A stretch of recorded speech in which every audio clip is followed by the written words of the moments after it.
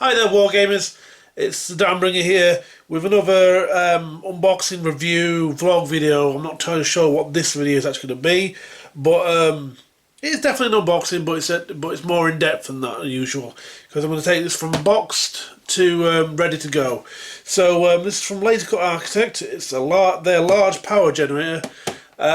So it's nice packaging for an MDF kit, nice and boxed up with a picture of what you get inside. I picked this up from a Chilcon a few years ago, and obviously it's been sitting in one of my boxes for quite some time. I was quite impressed with the last kit I got from them, which is, well, it wasn't as complex, but I was impressed with how it came. As obviously was a little landing pads you've probably seen in the Star Wars Legion bat reports. So let's get this cracked open. Because as before, it's all bagged up nicely and all separated. So there's no MDS sprues to worry about. There's no cutting bits off the sprue like in some other kits, like this one for example. You got to find the little notch to slice off, and then you got to clean it up. So there's very little clean up required here. There is an instruction, which is always nice. So it's looking like I will have to build this in subsections to get it painted, so I'm also going to put a base on it to match other terrain pieces that I'm currently building. There may well be a video about that soon, or not at all, or depends whenever, if ever I get that one finished. So looks like a nice interesting piece. Going to put it on a nice base that's going to have like some kind of walkway so it can go any board. So because obviously the one I'm currently playing is like a grassy mat, so make it look like it could belong there and on other if I get other mats in the future. So let's have a quick look at the parts, see if there's anything that's stretched out that's strange. Now originally I thought the bit in the middle was going to be cardboard, but it's really quite interesting. I like how these things they come up with for MDF kits, just to make things like a flexible piece of wood, which is always nice. So it looks like we've got lots of side panels to go around the outside,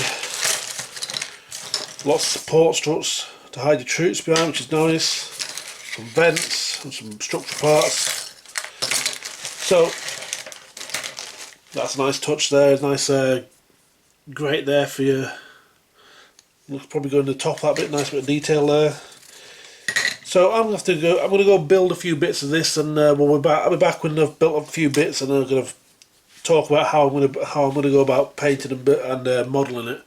Okay, guys, back in a second. Right, guys, I thought I'd just have before I build it, I'd probably say how I'm going to build it. So obviously there's this bit here where I'm building this bottom bit. That can definitely go together without worrying about any paint, because this interior bit probably can. But I'll probably be able to build most of it, just to leave the interior section separate, hopefully, and then just be able to slot it in at the end. So that's what I'm probably going to do, and then we'll see how it goes. So you're back in a tick when I've got some parts built. Okay, guys, see you soon. Right, guys, I've just finished building it, and overall I'm pleased with it. To be honest, I've got it into less pieces than I thought I'd have to. I'm really quite impressed with the control panels and these vents, or whatever you want to call them, because I didn't notice that when I bought it. To be honest, these buttons. But the only thing I'm not really happy about is these are meant to be power wires, and they're too short. So I've done it wrong 4 times over.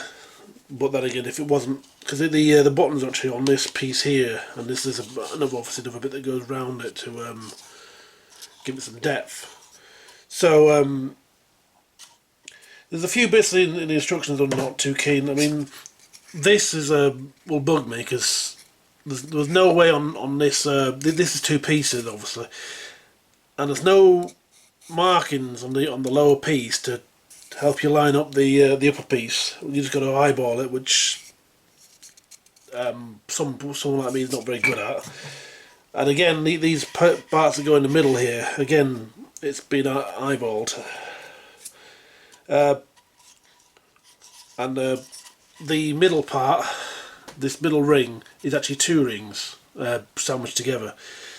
Now that normally wouldn't be a problem, but the bottom ring is a thicker one to the rest of the ring. So these two are exactly the same size as these two. So the instructions weren't clear that this was actually a 2 ring. The 2 rings, and obviously Muggins here stuck them at one of those on the bottom, and the bigger one in this place, and then realised, and there was a big gap and everything, and well, this can't be right. So I've had to pull it out, and obviously it's took part with it, which is not going to be the end of the world. So plan is to paint this bit separately, and obviously this has to be, because this will keep this bit in. So the idea is just to be able to chuck that in down at the bottom. Obviously once I'm ready to finish, I'll back and stretch it out to the end, and obviously it'll be ready to go. So I'm going to go away and give this a treat of some MDF sealant, and then prime it, and I'll give you an update where we're going from there. Okay guys, see you soon. Right guys, I've done a bit more work on the power generator. As you can see, I've done a base for it already, and you can either have to see if there is a big hole in the middle of it. This was for 2 reasons. One, I wanted to save some of the material I'm using for this diamond plate, which probably is not really coming out too much on camera, so I'm zooming. So you can see it's got a nice texture there, which is going to come out nicely. And there's obviously I've gone around with the polystyrene strip, which for a nice change was gluing polystyrene plastic to polystyrene plastic, so I was able to use the plastic glue. So I didn't get super good fingers. Obviously I've gone round, put this on so it's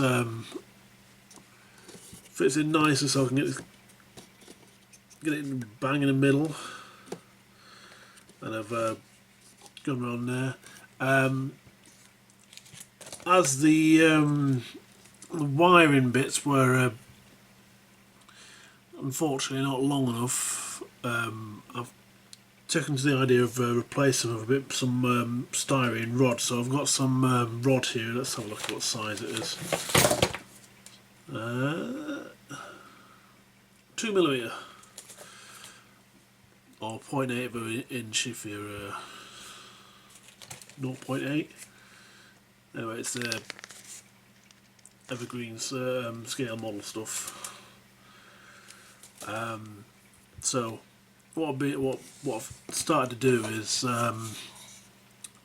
heat some up and bend it into 90 degrees. So very simple way of doing it. So excuse me guys, just get a set of pliers out here.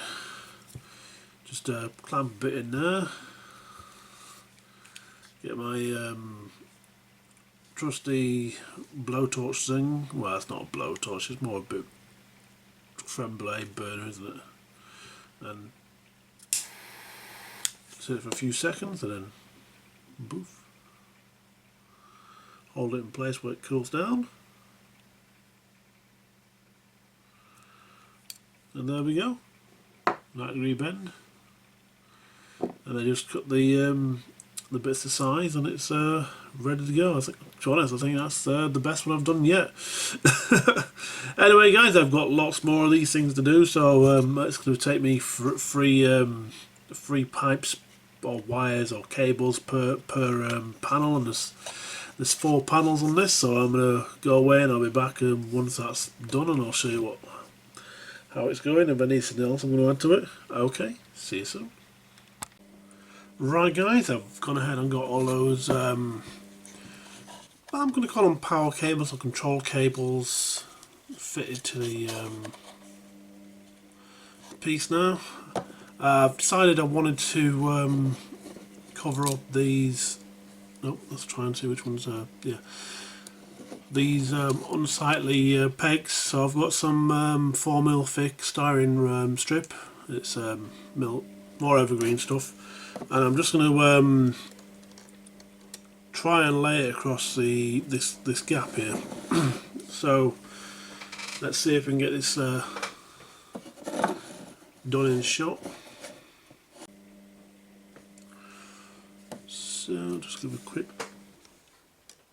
measure. So that's about right. Let's cut that bit off. Get a knife for this thing.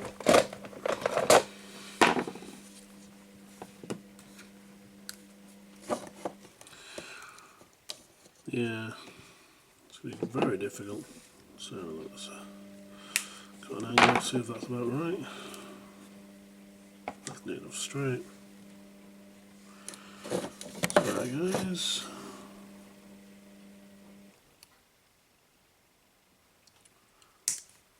There we go. It's about right. So I'll test fit that. I think once I get one piece done, just chop a bit more off. Just zoom out a bit so you can probably see more of what I'm doing. Yeah, get one done and we'll copy it. Although I think I may have taken too much off already.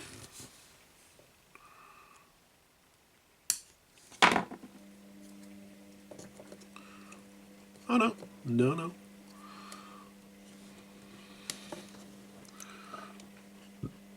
A little more off this side.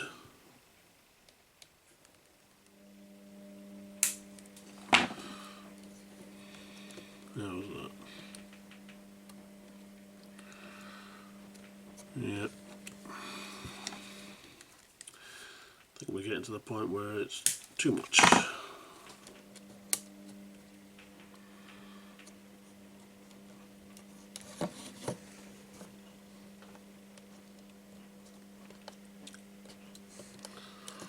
Yeah, that's looking like.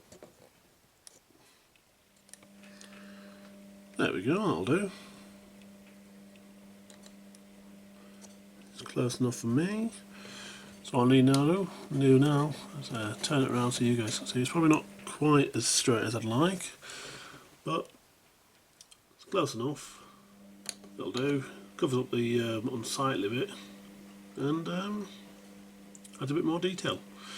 Right guys, I'm going to go away and do this 3 more times and I'll show you what it's like in a second once that's done. Right guys, I've gone ahead and done that on all 4 sides, and because I'm bonkers, I'm decided to cover up another tab down here like with another strip, so that's just a simple trim job, but I think I'm going to try and fit one in here as well. See how that goes. You never know, it might work, but see if I can get it in without making too much of a mess of my fingers and whatnot. Okay guys, I'm going to go away and do that and we'll see what it looks like after that. Right guys, realised I made a slight, well cock up would be a slight word for it, because I started putting all those bits of plastic around the bottom to cover these tabs up, forgetting I've got this thing round the base to centralise the power unit on the base, and having stuck those on, it would have started impacting how that actually fits together. So I had to go around and quickly remove them. So it's damaged the wood slightly, but it's not the end of the world. It's not going to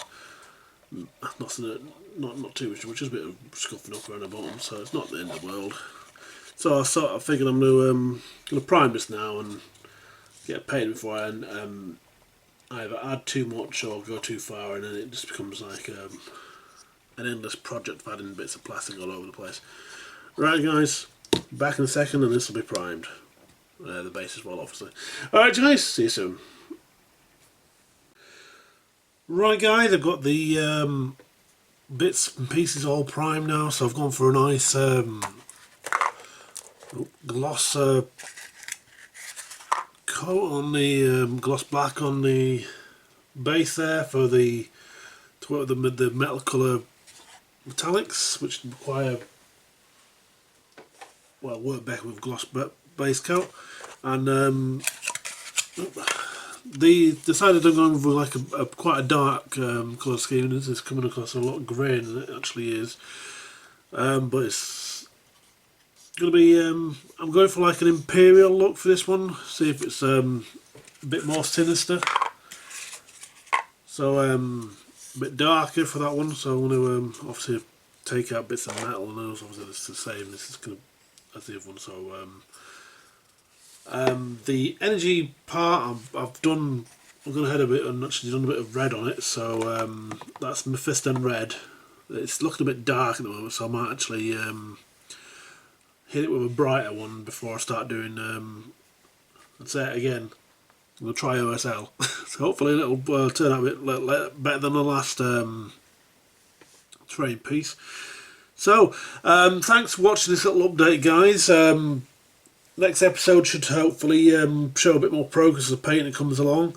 And thanks for watching, guys. Hit that like button and see you around there. Right, bye bye.